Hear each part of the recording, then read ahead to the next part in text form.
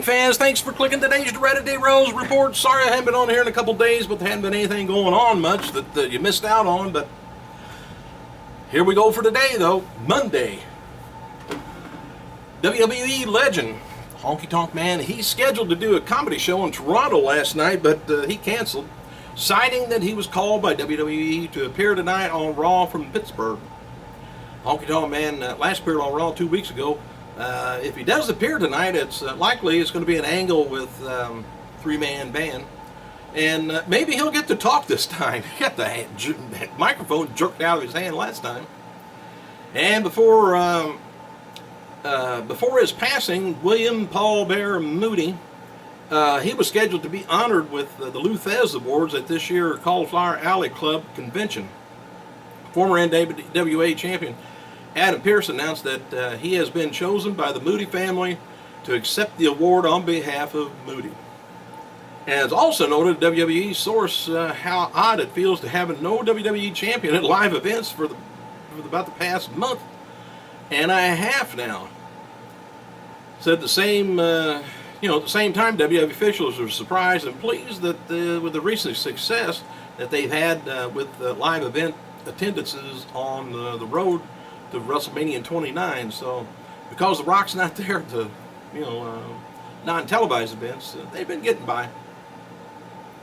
Tonight's WWE Raw, by the way, is coming from the Console Center, Energy Center in Pittsburgh, Pennsylvania,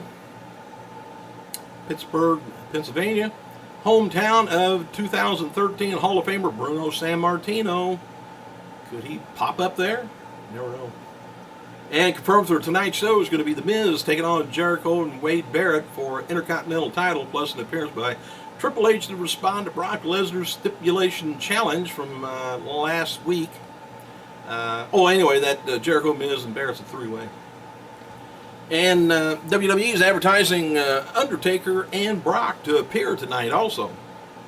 WWE Champion Rock, of course, he's not going to be there. He's advertised locally is going to be The Shield versus John Cena and Sheamus and Ryback.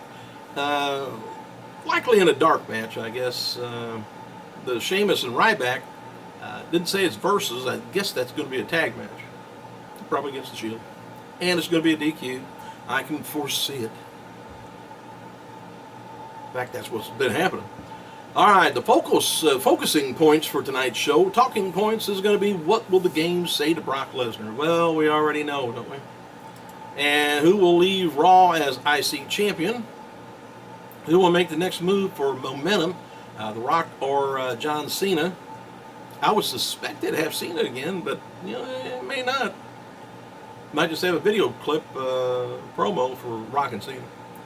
And count Alberto or Jack Swagger find an edge going into WrestleMania. And has CM Punk gotten inside the Undertaker's head?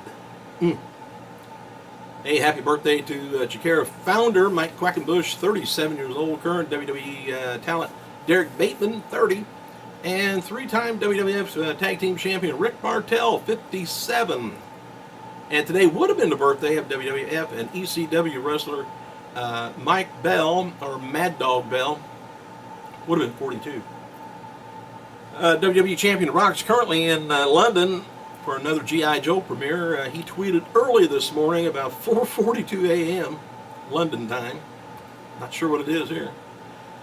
Big day of press and premiere at the famed Lancaster Square. Can't wait. AM cardio starts now. Drop the hammer.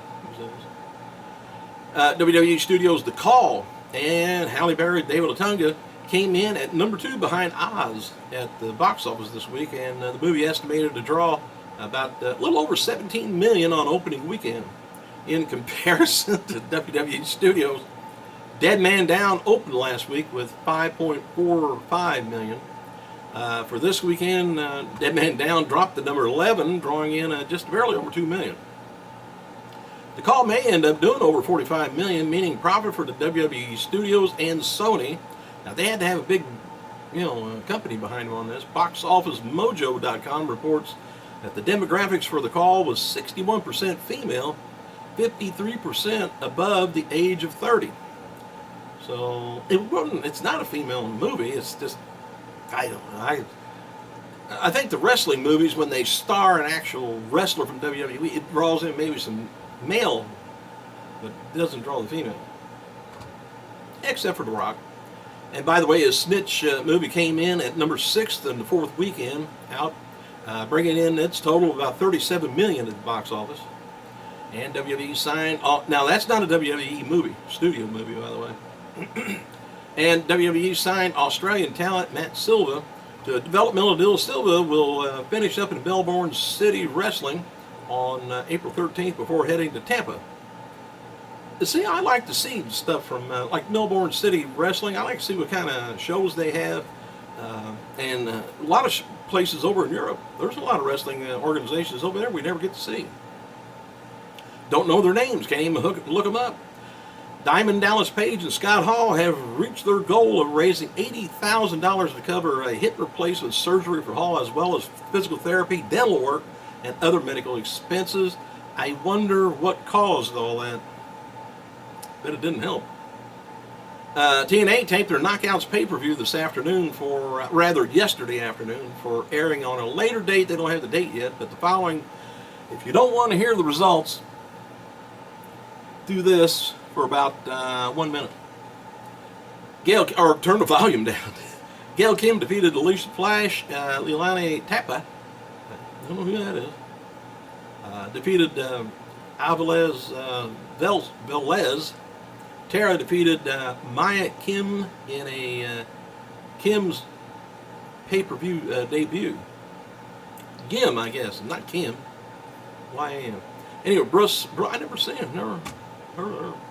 Brooke Tessmacher defeated Santana Garrett in a Garrett's pay-per-view debut.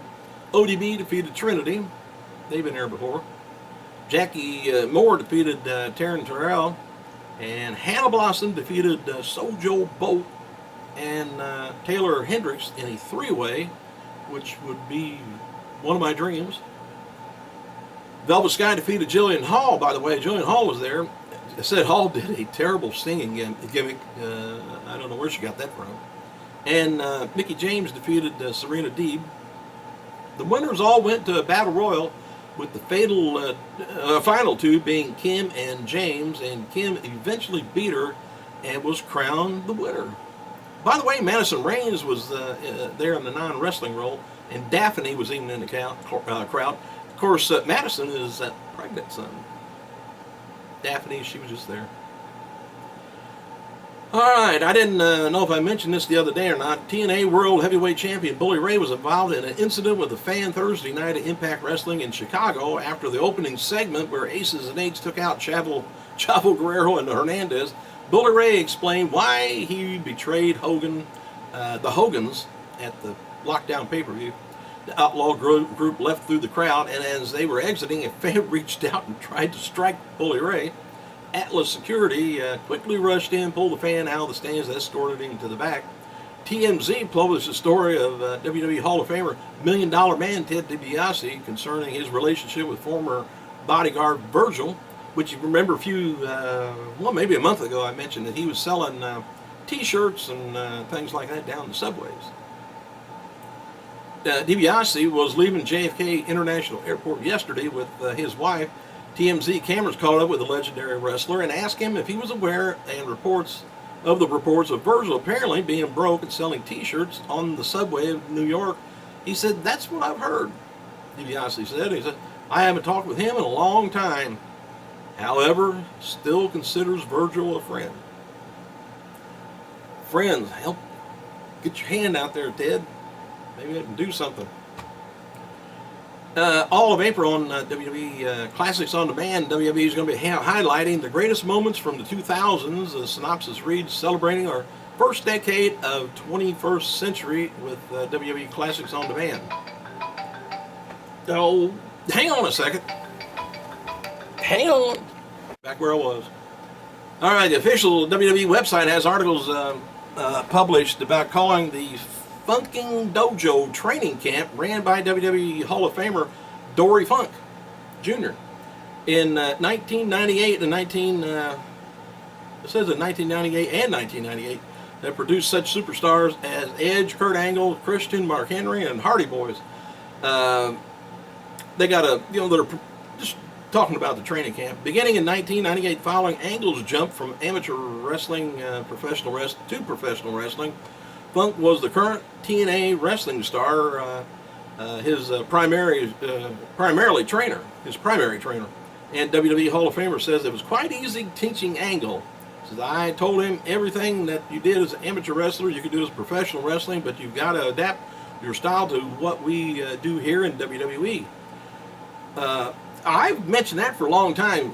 However good you are on the independent circuit, you got to kind of erase some of that and develop WWE style so everybody can just kind of get together and melting pot in the ring for WWE. You can't really keep going like Daniel Bryan.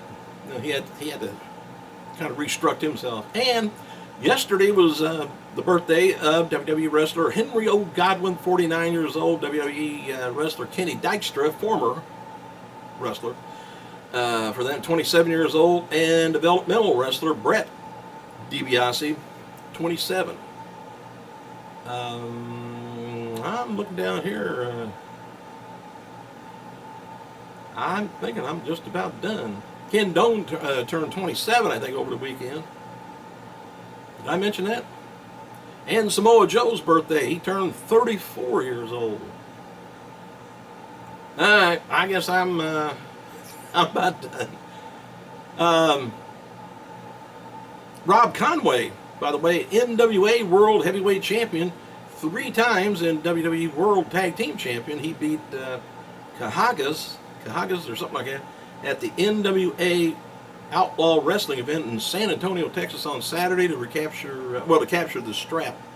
Well, congratulations to him. I'm glad he's still out and around. Hey, thanks for clicking, you guys. I gotta go.